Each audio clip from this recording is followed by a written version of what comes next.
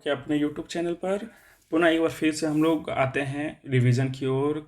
और हम लोग आज हम लोग इसका रिवीजन कर रहे हैं इस चैप्टर का, वास्तविक संख्या रियल नंबर्स का। आज हम लोग लास्ट इसका ऑब्जेक्टिव लेंगे, इसके बाद हम लोग कल से पॉलिनोमियल चलेंगे यानी बहुपद चलेंगे। ठीक है, तो आज इसका ऑब्जेक्टिव क्वेश्चन जो भी है जितना हो सकता है मैंने ले लिया है इसको, और यहाँ के बाद ये चैप्टर समाप्त हो जाएगा। ठीक है, इसका भी PDF हम आपको टेलीग्राम चैनल पर दे देंगे, आप वहाँ से इसको नोट डाउन कर सकते हैं। तो चलिए शुरुआत करते हैं क्लास का। क्या है क्वेश्चन कि 2 का वर्गमूल √2 किस प्रकार की संख्या है? तो वह एक अपरिमेय संख्या होगी। ये आप लोगों ने क्लास में भी पढ़ा हुआ, आप लोगों ने जहाँ भी पढ़े होंगे तो वहाँ पर ये बेसिक सा नॉलेज है, ये आप लोग पढ़े होंगे। सबसे छोटी अभाज्य संख्या कौन सी है? तो सबसे छोटी अभाज्य संख्या है वो 2 होगा। दो संख्याओं का एचसीएफ और एलसीएम का फॉर्मूला क्या होता है? दो संख्याओं का गुणनफल बराबर एलसीएफ इंटू एलसीएम, ये फॉर्मूला है। पाई एक अपरिमेय संख्या है क्योंकि एक इसका निश्चित मान नहीं होता है। 210 का अभाज्य गुणनखंड, 210 का अभाज्य गुणनखंड आप कीजिएगा तो 210 का अभाज्य गुणनखंड देखिए क्या होता है। 210, 2 एकम 2, 0, 2 5 1 10, 5 लेके चलेंगे, 5 दूनी 10, 5 एकम 5, 3 7 21 यानी 2 5 3 7, 2 5 3 7 यानी इसका राइट आंसर क्या हो जाएगा मेरे पास ए। ठीक है, 2 3 5 7। 12 और 18 का एचसीएफ आपको याद करना है। तो 12 और 18 का एचसीएफ अगर हम आपको याद करेंगे तो इसका एक सिंपल फंडा है कि आप देखिएगा कि इसमें से दोनों को विभाजित कौन कर रहा है, हाईएस्ट कॉमन इसमें से कौन बन रहा है। 12 को भी विभाजित कर रहा है और 18 से। ध्यान दीजिएगा 18 जो है 12 को नहीं काटेगा, 36 भी जो है वो 18 को नहीं काटेगा, है ना। तो यानी कहने का मतलब है कि इसमें ऐसी संख्या छांटना है जो ये दोनों को विभाजित कर रहा है। तो ध्यान दीजिएगा कि ये मतलब शॉर्ट ट्रिक है कि ये 6 जो है ये दोनों को विभाजित करेगा, तो हम लोग कह सकते हैं कि इसका जो हाईएस्ट कॉमन होगा वो 6 ही होगा। ठीक है, 18 और 24 है। ठीक है, 18 और 24। अब ध्यान दीजिएगा, अब आप लोग इसमें देखना है कि एलसीएम ज्ञात करना है। तो एलसीएम का ज्ञात करने के लिए हमारे पास दो रास्ते हैं। एक एलसीएम इस तरह से भी हम लोग याद कर सकते हैं, देखिए ऐसे करके 2 9 18, 12 दूनी के 24, 3 तिया 9, 3 चौके 12, अब इससे ज़्यादा नहीं होगा। 4 तिया के 12, 12 दूनी के 24 और 24 तिया के 72 यानी इसका राइट आंसर क्या हो जाएगा 72। ठीक है, अब आते हैं 49। अब ध्यान दीजिएगा 49 का रूट अगर निकालते हैं तो 7 गुने 7, 2 बार गुना करेंगे तो 49 ही लिखाएगा और 2 7 के बदले 1 7 बाहर यानी इसका राइट आंसर क्या हो जाएगा 7। ठीक है, एकमात्र अभाज्य संख्या है जो विषम है ना, सम है, दोनों है या फिर इनमें से कोई नहीं। एकमात्र अभाज्य संख्या है जो सम होगा, विषम होगा या फिर दोनों होगा। तो एकमात्र अभाज्य संख्या कौन होगा? सम होगा। ठीक है, अतः नेक्स्ट में 121 का वर्गमूल क्या होगा? ये बिना आप देखे भी मार सकते हैं 11, क्योंकि ये शॉर्ट फॉर्मूला है। ठीक है, आप अगर मान लेते हैं जैसे देखिए 1 2 3 2 1 हो तो इसका मतलब होगा कि 111 का होगा। फिर मान लेते हैं 1 2 3 4 2 1 4 3 2 1 का होगा। तो 1 2 3 4 आने का आने मतलब 1 2 3 4 अगर जा रहा है तो 4 ठो 1 होगा, उसके बाद यहाँ से रिवर्स हो जाता है। ठीक है, और फिर यहाँ पर देखिएगा 3 तक गया तो 1 2 3 जाएगा और यहाँ से रिवर्स हो जाएगा। फिर देखिए यहाँ पर 121 है तो 1 2 गया यानी 2 ठो मतलब 11 होगा और उसके बाद यहाँ से रिवर्स हो जाता है। यानी इस तरह का संख्या अगर हम लोग लेते हैं तो इसका हम लोग जानते हैं कि वो क्या होगा, उसका एक समान डिजिट आता है, एक डिजिट बढ़ते जाता है, यानी 121 का 11 होगा। और नेक्स्ट क्वेश्चन देखते हैं हम लोग। सबसे बड़ी 2 अंक की अभाज्य संख्या कौन सी है?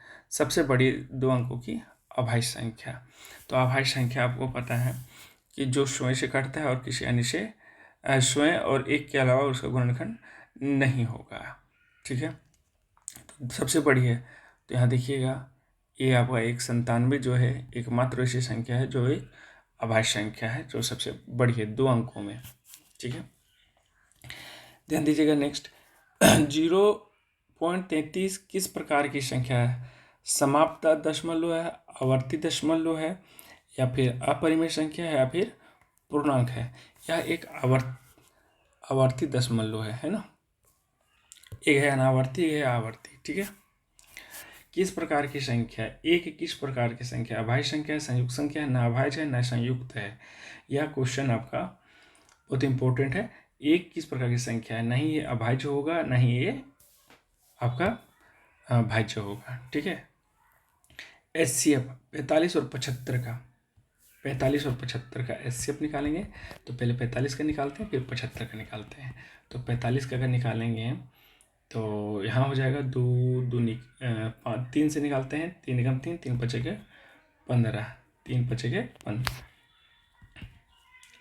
3 गुने 3 गुने 5, 75 का अब निकालते हैं, 3 से लेते हैं, 3 दूनी के 4, 3 बचे 15, 5 है 25, 3 गुने 5 गुने 5, यानी एक बार 5 एक बार 3, तो 5 दिया के 15, इसका राइट आंसर हो जाएगा 15।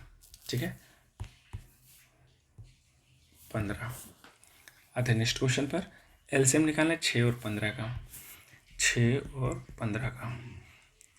तो एलसीएम निकाल लेते हैं इस तरह से, 2 तिया के 6, 3 से निकालते हैं, 3 से दोनों कट जाएगा, 3 दूनी के 6, 3 बचेगा 15, 5 तिया के 15, 15 दूनी के 30, इसका राइट आंसर क्या हो जाएगा 30। क्लियर है।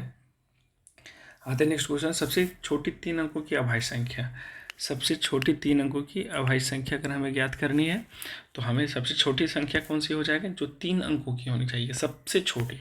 तो हम लोग ध्यान देंगे कि इसमें से सबसे छोटी जो होगा वो 101 से शुरू हो रहा है। ठीक है, तो हम लोग इसी को मानेंगे, या एक क्या है अभाज्य संख्या है। ठीक है। 0 एक परिमेय संख्या है, अपरिमेय संख्या, प्राकृत संख्या है और अभाज्य संख्या है। तो 0 कैसी संख्या है, एक परिमेय संख्या है। ध्यान दीजिएगा 196 का वर्गमूल क्या होगा।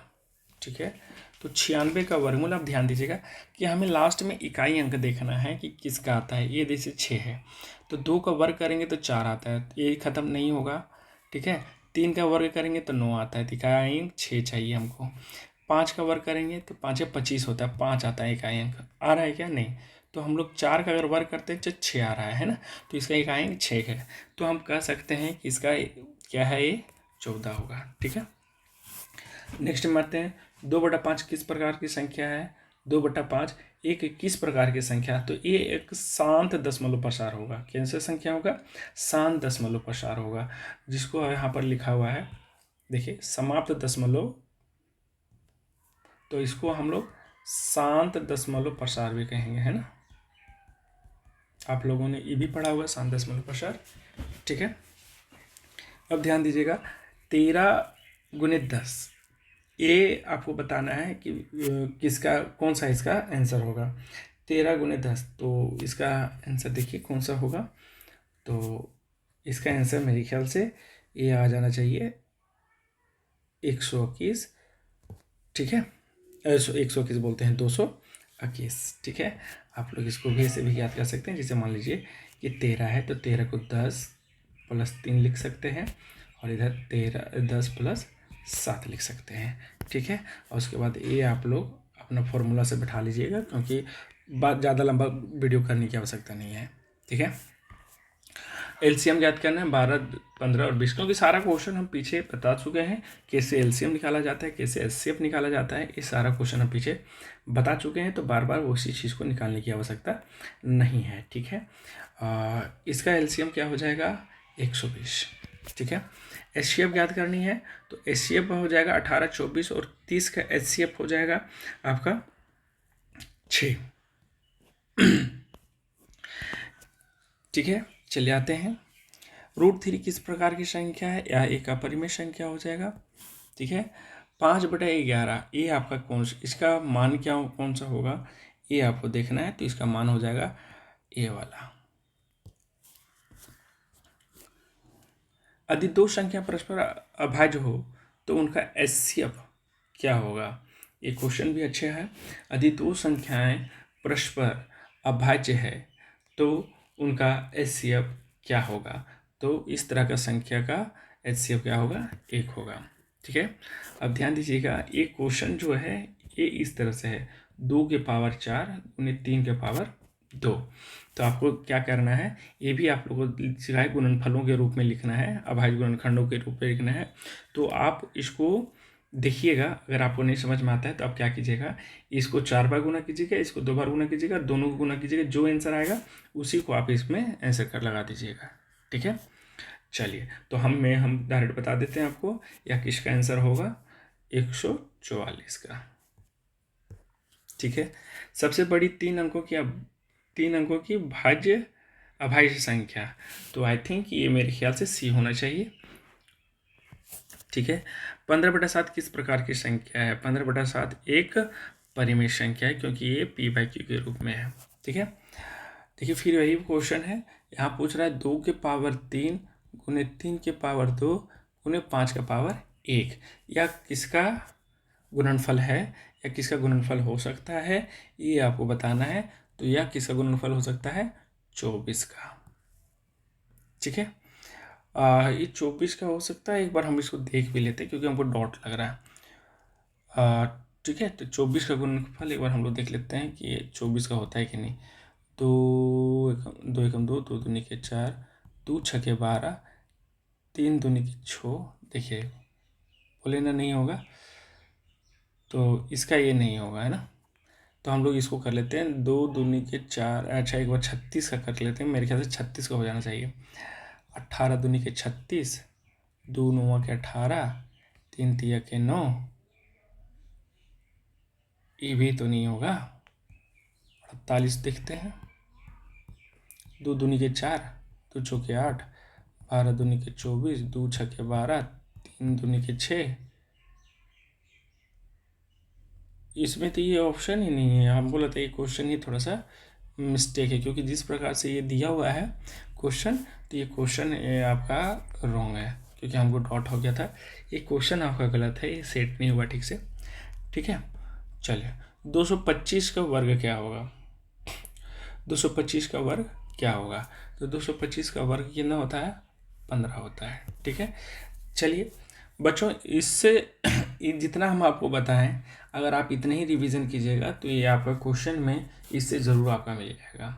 ठीक है, चलिए आज के लिए इतना ही काफ़ी है। आप लोग तैयारी करते रहिए इसी तरह से, और वीडियो को जितना हो सके आप अपने दोस्तों के साथ शेयर कीजिए, क्योंकि हम पूरी तरह से जब तक एग्ज़ाम ख़त्म नहीं होगा तब तक हम आप लोगों का प्रत्येक चैप्टर वाइज रिवीजन करवाएंगे। मॉडल सेट आएगा, मॉडल सेट भी करवाएंगे। ठीक है, आपका 2 डे वूडे जितना है सारा इसमें कवर करवा देंगे आपको। ठीक है, तब तक के लिए आप लोग लगे रहिए, तैयारी करते रहिए, और अच्छे मार्क्स से पास होइए, जिससे आपका घर परिवार और गांव लोग सारा आपके रिजल्ट से खुश रहे। ठीक है, थैंक यू।